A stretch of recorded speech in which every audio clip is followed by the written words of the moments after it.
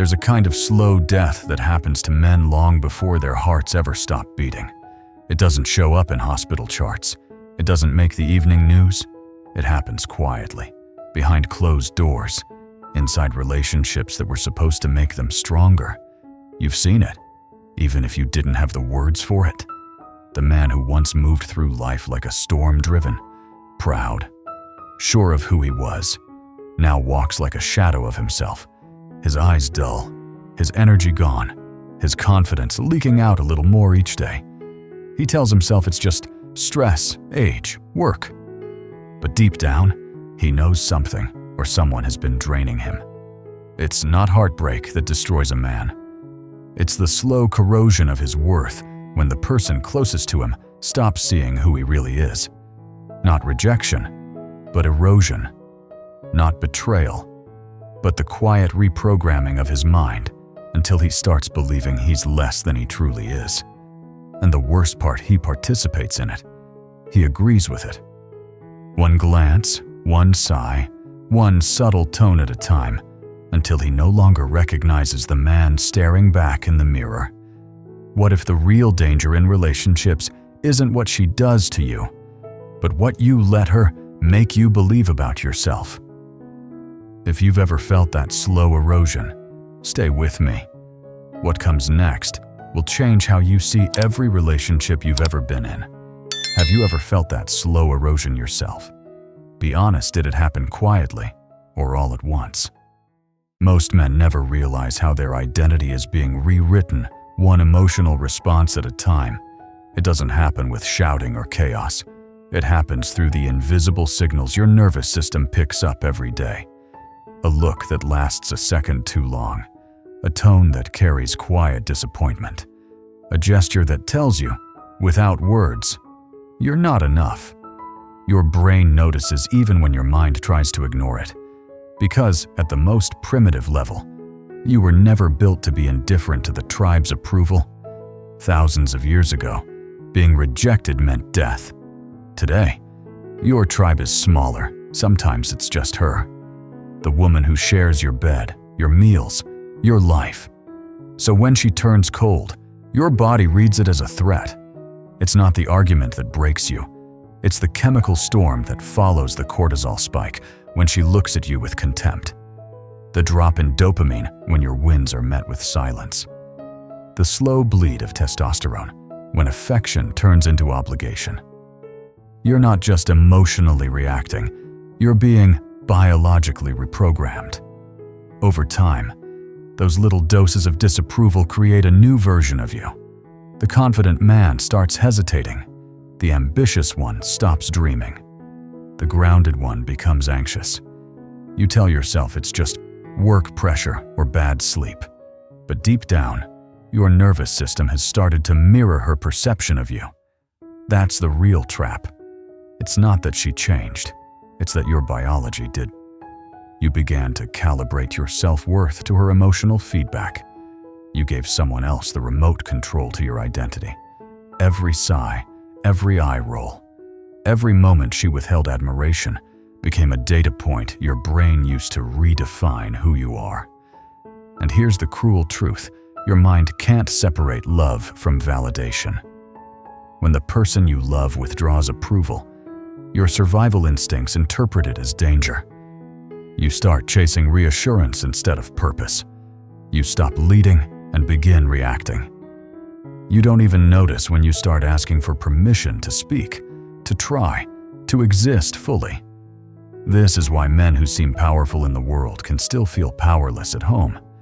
They're not weak, they're chemically confused. Their biology has been hijacked by emotional inconsistency, trained to seek approval instead of authenticity. The hardest part.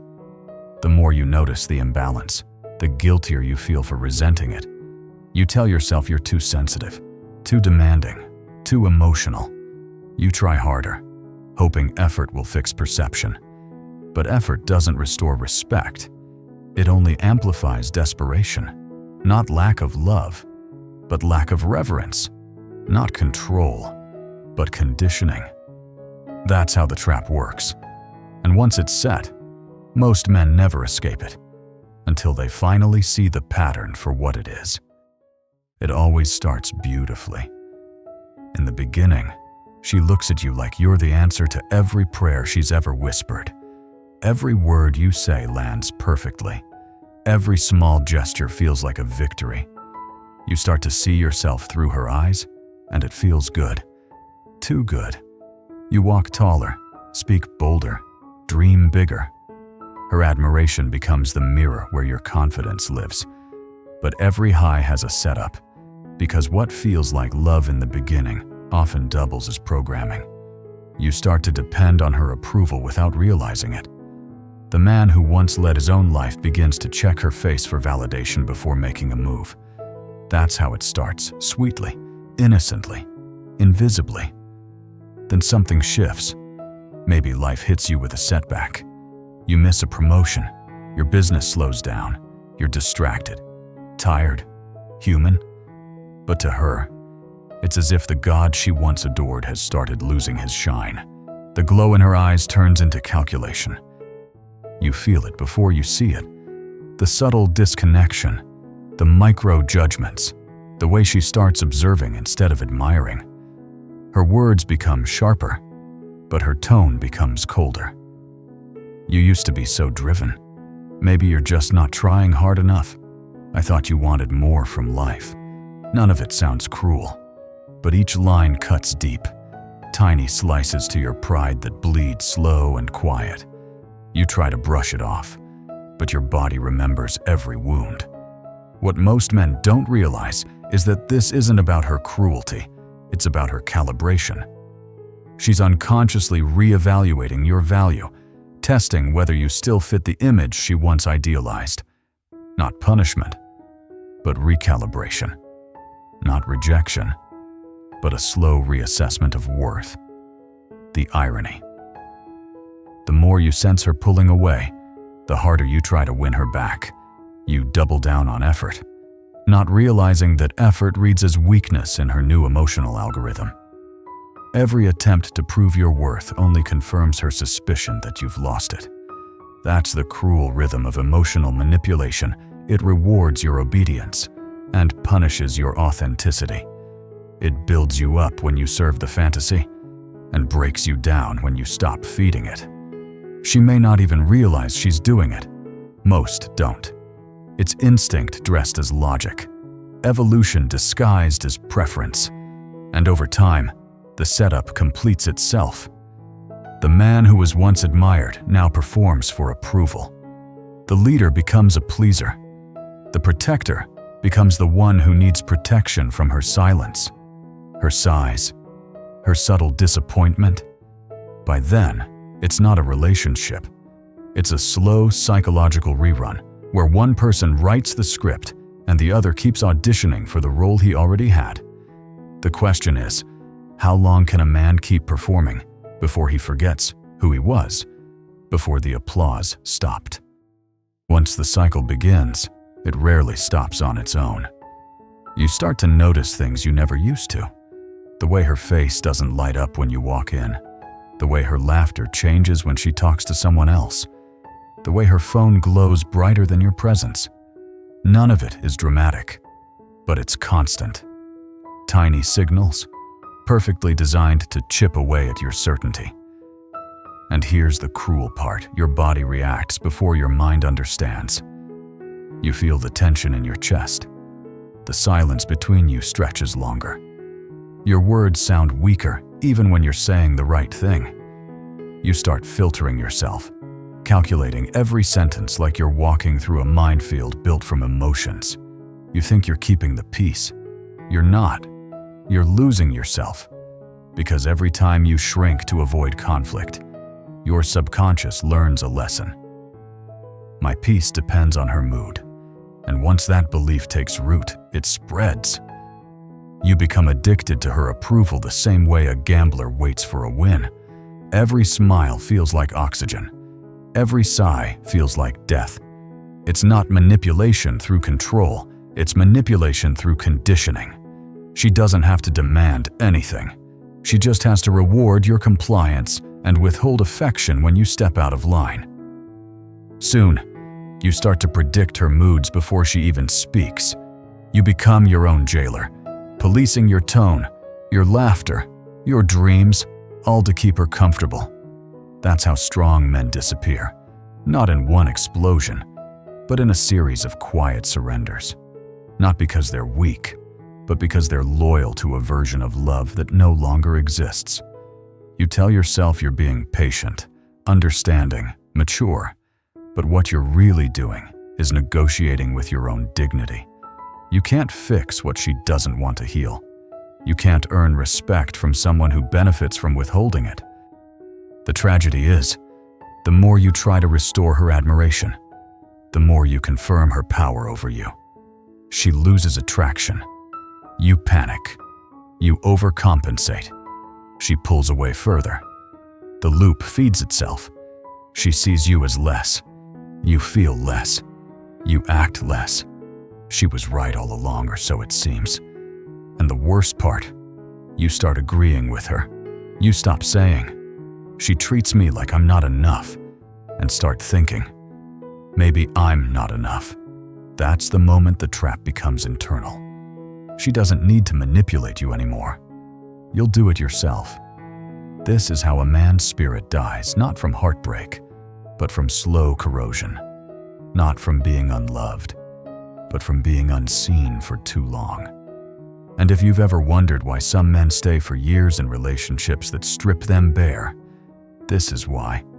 Because leaving feels like betrayal, but staying feels like penance.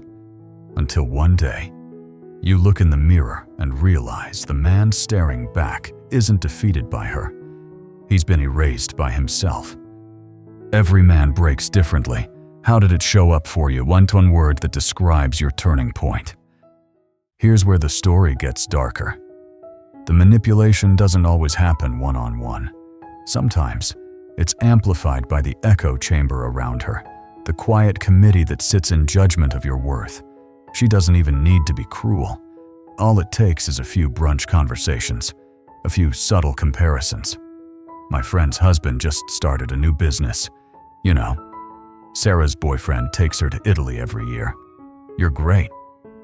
But what sounds like casual chatter becomes the script she starts reading from. Her friends don't see the man who works late, fixes things, shows up.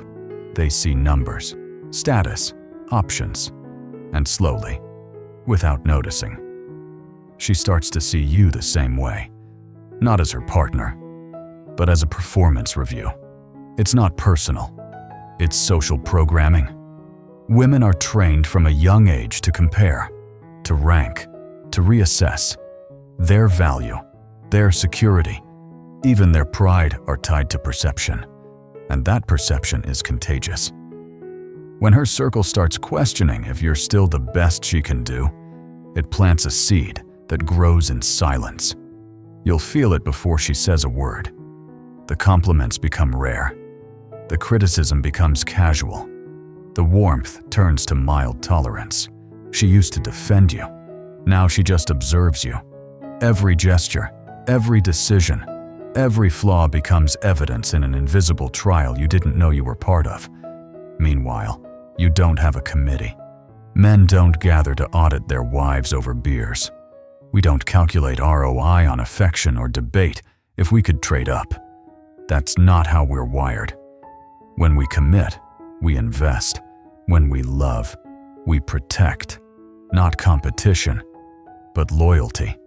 Not evaluation, but devotion. And that difference is where many men lose the game. Because while she's being influenced by a network that keeps her standards fluid, you're standing alone, anchored by values that don't evolve at the same speed. You're steady. She's being swayed. What happens next isn't always intentional. Her tone shifts. Her patience thins. Her affection becomes a negotiation. You start wondering when love turned into performance. And here's the hard truth: she might not even realize what she's doing. But the social mirror she looks into every day reflects a question she can't unsee. Could I do better? That question poisons everything. It doesn't need an answer. It just lingers. echoing through every silence between you. So you begin to shrink again, trying to be better. You make changes, work harder, stay quieter, but you can't outperform perception. You can't fight a jury you never met. It's not your effort that's lacking. It's the lens that's distorted. Not failure, but fatigue. Not love fading, but admiration collapsing under the weight of comparison. And until you see that clearly, you'll keep fighting shadows in a room full of mirrors. Awareness is the first crack in the illusion. The moment you realize the pain isn't random, that's when the fog starts to lift. You stop asking, "What's wrong with me?" and start asking, "What's happening to me?" That shift alone can change everything. Because the truth is, you're not broken. You've been programmed, conditioned by love that demanded performance, rewarded for compliance, punished for authenticity. You've been living in someone else's emotional ecosystem, trying to breathe air that was never meant for your lungs. But here's the liberating part. What was learned can be unlearned. What was shaped by another can be reclaimed by you. Start by noticing the contrast. How do you feel about yourself when she's around versus when she's not? Does her presence build you or blur you? Does she speak life into you or quietly drain it out of you? One sigh at a time. Those aren't trivial questions. They're diagnostics, because your environment is reprogramming you every day. The people closest to you are mirrors, and not all mirrors reflect truth. Some distort, some shrink, some only show you what they wish to see. And if you keep standing in front of a warped mirror long enough, you'll start to believe the distortion is your real reflection. That's not love, that's conditioning. And the antidote isn't anger, it's clarity. You can't fight manipulation by becoming bitter. You fight it by remembering who you were before you forgot. The man who dreamed without permission. The man who didn't need applause to feel powerful. The man who moved through the world with direction, not desperation. He's still there, just buried under years of emotional noise. So you begin the work. You set boundaries. You speak without apologizing. You stop negotiating your value. You reconnect with the things that made you feel alive before validation became your oxygen. It won't happen overnight. You'll shake, you'll doubt, you'll be tempted to run back to the comfort of control disguised as affection. But every step toward authenticity is a small rebellion against the system that tried to rewrite you. You'll notice something strange happen next. The moment you stop chasing approval, her behavior shifts. Sometimes she'll soften, sensing the old strength returning. Other times, she'll panic, realizing the strings no longer pull. Either way, you'll feel the ground beneath you again. Because power doesn't come from dominating anyone. It comes from refusing to be dominated by perception. Not escape, but evolution. Not revenge, but remembrance. That's the real way out. And when you finally start to rebuild your self-worth from your own reflection, not hers, you'll understand something deeper. It was never about her opinion. It was about your permission. You taught her how to treat you. Now it's time to teach yourself how to see you. That's where freedom begins, not when she changes, but when you decide you no longer need her to define your worth. But awareness is only the spark. What comes next determines whether that spark turns into transformation or fades back into silence. Because now that you can see the manipulation, the only question left is what will you choose to do with that truth? What's one boundary you know you need to set, but haven't yet? Write it down. Maybe this is your moment. Every man reaches a point where he must decide who he belongs to, his fear or his future. Because once you've seen the pattern, you can't unsee it. Once you recognize the manipulation, you can't go back to pretending it's love. Awareness demands a choice. You can stay, repeating the same cycle, trading fragments of your dignity for moments of peace. Or you can walk away, reclaiming your reflection one breath at a time. Either path costs you something, but only one gives you back yourself. The truth is, you were never destroyed by her. You were destroyed by your own agreement with her perception. You accepted her definition of your worth and called it reality. That was never love. It was surrender. But here's the beauty hidden in the ruin: identity can be rebuilt. Respect can be relearned. Masculinity can be reborn. It starts the moment you decide that your value doesn't need a witness. When you stop performing for love and start living from purpose, everything changes. You move differently, speak differently. You stop chasing approval because you finally understand you were never meant to be domesticated by doubt. You were meant to lead with conviction. And leadership isn't about control, it's about clarity. You don't need to raise your voice to reclaim your power. You just stop apologizing for existing. You stop explaining your worth to people who benefit from pretending they can't see it. Not isolation, but sovereignty. Not bitterness, but balance. That's what freedom looks like. When you choose yourself, something strange happens. The world begins to mirror that decision. Your posture changes. Your presence shifts. People sense the difference before you even speak. Because confidence isn't volume, it's certainty. It's the quiet energy of a man who knows who he is, even when no one else believes it yet. You'll lose some people when you rise, but you won't lose anything real. The ones who only loved the version of you that needed their validation will drift away. The ones who respect your truth will draw closer. Either way, you'll stand taller, not because the world changed, but because you did.